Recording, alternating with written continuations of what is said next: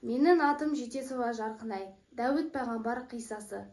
Әл-Қисса. Мұса алейхиссалам өмірден өткеннен кейін, оның артына ерген ұрпақ арсыз әрекеттер жасай бастайды.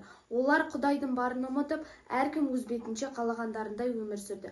Дәулеттілер садақа беруден сағандық танытты, кедейлер болса ішіп-жемге азық таппай, адамдар адасып жатты. Осындай қиын кезде Алланың барын айту үшін Алла Тағала Дәуіт пайғамбарды елші етіп жібереді. Ол Исраил ұрпақтарына патша болып келген еді. Дәулеті өте зор еді. Алла оған Забурды түсіреді.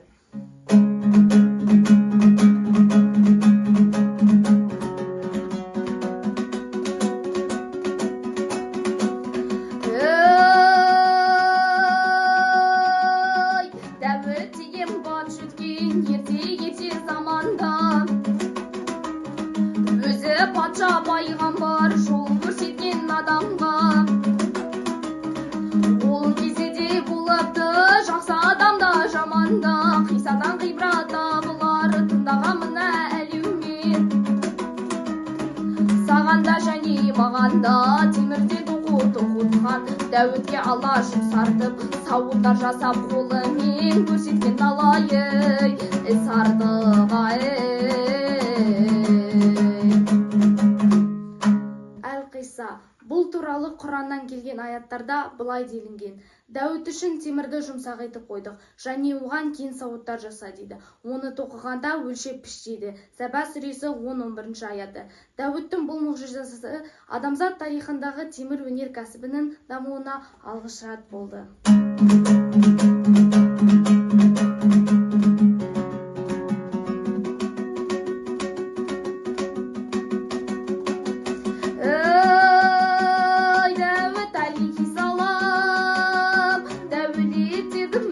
Патшалық етіп Исраил қауымында жүреді, қалауымен Алла патша болған Дәуітті пайғамбар етіп жіберді. Түнде жасап құлшылық, күндіз ұстап ораза, Алланы сүйген құл еді. Төрт кітаптың біреуі Забурды оған түсіріп, жамағаты Дәуіттің ілімін оны түсініп, көрген мінез құлықты бойынан көрді. Қауымы болмады одай кісілік.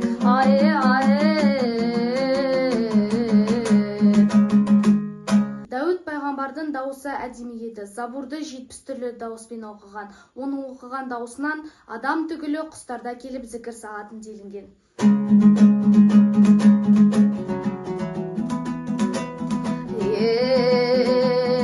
Дауысы көркем әдемі, жамағат түйіп тыңдайтын, әдемілігінен дауысты тыңдағанды таңдайтын.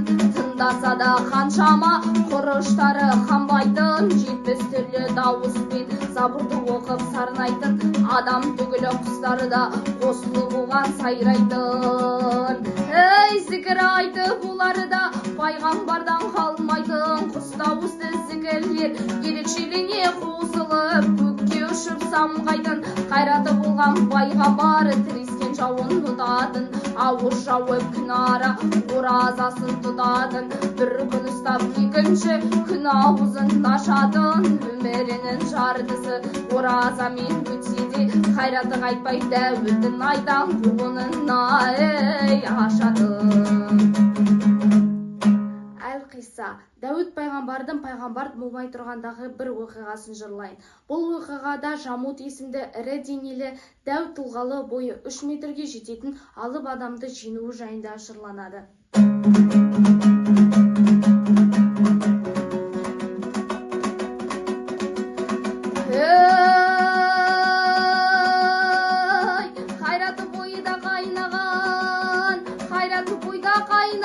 Дәуіттің жасау кезеді, жүзі нұрдай жайнаған, жарқыраған көздері.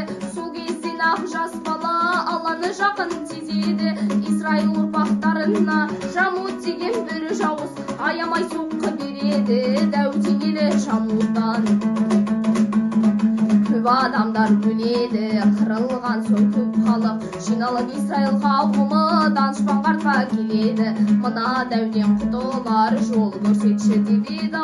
Айдай-о, айдай-о, айдай-о, айдай-о. Әл-Қисса. қисса, әлгі Талут дейтін батыр бар, соған жолығыңыздар дейді. Ол Израиль ұрпақтарынан емес еді, сондықтан олар Талутқа күмәнмен қарады. Алдыңғы соғыста Жамут Израиль ұрпақтарының дәу қасиетті сандықтарын алып кеткен. Соны бізге қайтарса, сонда сенеміз дейді. Алланың қалауымен сол сандық келесі күні Талут батырдың үйінің алдына жеткізіледі. Осылайша олар Талутқа сеніп соғысқа дайындалады. Осылайша 80 мың әскермен жолға аттанады.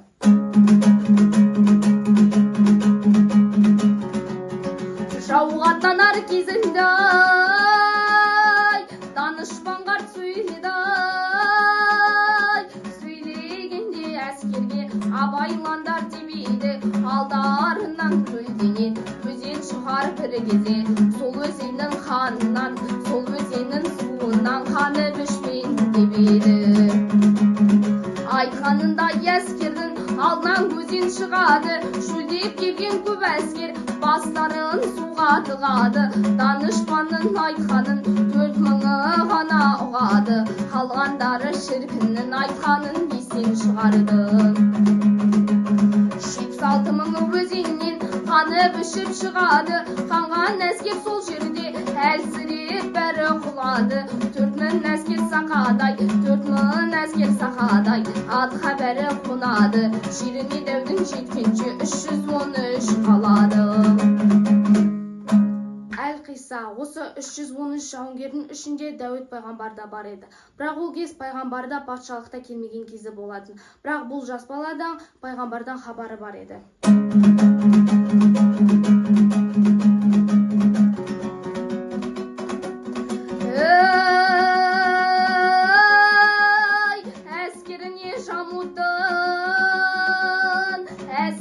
Жамудың қарама қарсы жүреді, соғыс сатын талаппен жақында олар келеді.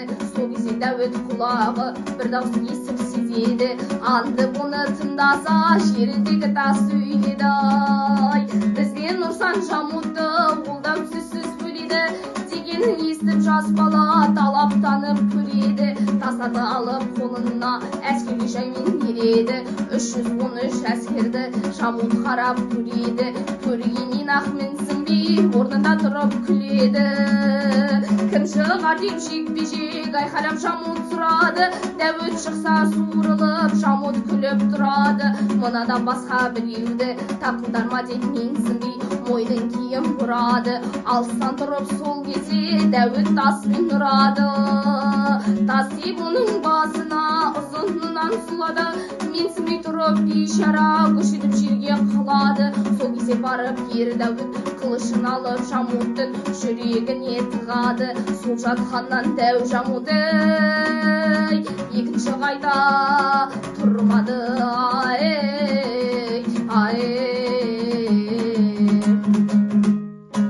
Әл-Қисса, осы жеңіс Алланың қалауымен болған еді. Алла Дәуіт пайғамбардың болашақ патша және пайғамбар боларын сездірген еді. Осылай жаудың бетін қайтарған соң Талут қолбасшы Дәуітке өз қызын береді. Осылайша Дәуіттің халқының арасында Алла мерейін үстем етті.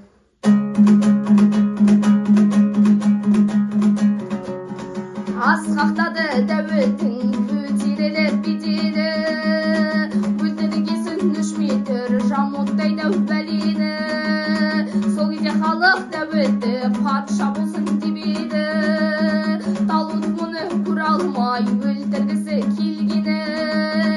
Құдай ондап жар болып Дәуіт бұдан өлмейді. Ол өлеңдетіп бір жыл Талут оны көрмейді. Қызмет жасап халқына Дәуіт біраз терледі. Жылдар өті барадан қайнатасы Дәуіттің ажалы жетіп өлгені.